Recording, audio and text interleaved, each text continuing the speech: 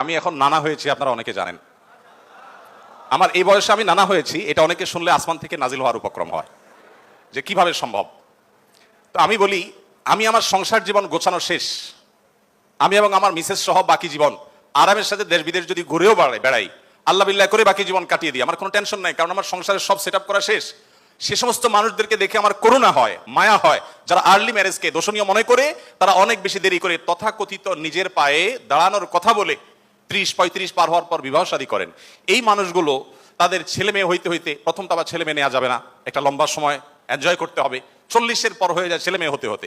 এরপর এই ছেলে পড়ালেখা করে গ্রাজুয়েশন করতে করতে 55-60 চুই হয়ে যায়, ততক্ষণে সংসারের ঘানি টানতে থাকে। আল্লাহ না করুন ছেলেটা যদি অমানুষ হয়, এই বেচারা বৃদ্ধ বয়সে আর যাওয়ার কোনো উপায় নাই। আবার সন্তান তো একটা বা দুইটা বেশি নেওয়া যাবে না, তাহলে তার দুঃখের কোনো শেষ আছে? আর আমার সবকিছু কমপ্লিট, এখন ছেলে মেয়ে যদি বেশি বেতাল হয়, বেলাইন হয়, সোজা কানটা মলে দিয়ে দরজা দেখা দিতে কোনো অসুবিধা নাই, কারণ আমার সেকেন্ড থার্ড ফোর্থ অপশন আছে, অনেকগুলো সন্তান আছে। আর দ্বিতীয়ত আমার বয়সে এখনো অনেকখানি বাকি আছে। যাই হোক, আমি সেদিকে যাচ্ছি না। আমি যেটা বলছিলাম সেটা হলো, ছেলেদের এই বেচারাদের যে অসহায়ত্ব, এটার কথা কেউ বলে না। দেখেন, আমিও নারীদের ওয়াজি করে গেলাম, ছেলেদের অসহায়ত্বের কথা একটু বলি। এই বেচারারা যতদিন বাবার সংসারে থাকবে, তোমার ঘানে তুমি টানো, বাবা মা বাধ্য না। মেয়েকে কিন্তু এটা বাবা বা মা বলতে পারেন না। এরপর যখন বিয়ে হবে, বিয়ের সময় ওই যে ছেলেরা চিরকুট নিয়ে আসে, হুজুর একটু বলে দেন আমার আব্বা এখানে আছে।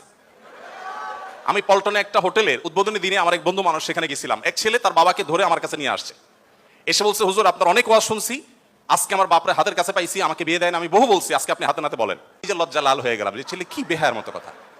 যাই হোক, তো এই বেচারারা বিয়ে করতে যাবে, বাপ বলে যে কি করো তুমি, বিয়ে করবে মানে টাকা কামাই করো।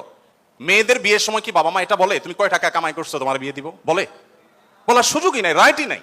এরপরে বিয়েটা যখন হয়ে যায়, এই বেচারা এতদিন নিজের পেট পালা লাগতো, এখন বউয়ের পেট পালো, ছেলে মেয়ের পেট পালো, অর্থাৎ তাদের রিজিকের ব্যবস্থা করো, তাদের উপার্জনের দায় দায়িত্ব তার।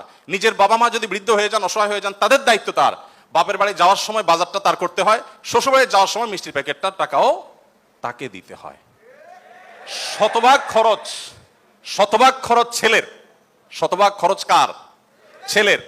আর বাপের সম্পদে পাবে হলো 2 টাকা, 2 আনা, আর মেয়ে পাবে 1 টাকা।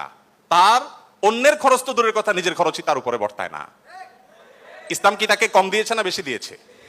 একজনকে 2 টাকা দিয়ে বাজারে পাঠিয়ে বিরাট বড় ফর্দ দেখা দিয়েছেন, এতগুলো সব তোমাকে আনতে হবে। আরেকজনকে 1 টাকা দিয়ে বললেন যে তুমি শুধুমাত্র এই টাকা দিয়া যা খুশি তা করতে পারো। তাহলে এই 1 টাকা যাকে দেওয়া হয়েছে, তার অধিকার কি কম দেওয়া হয়েছে না বেশি দেওয়া হয়েছে?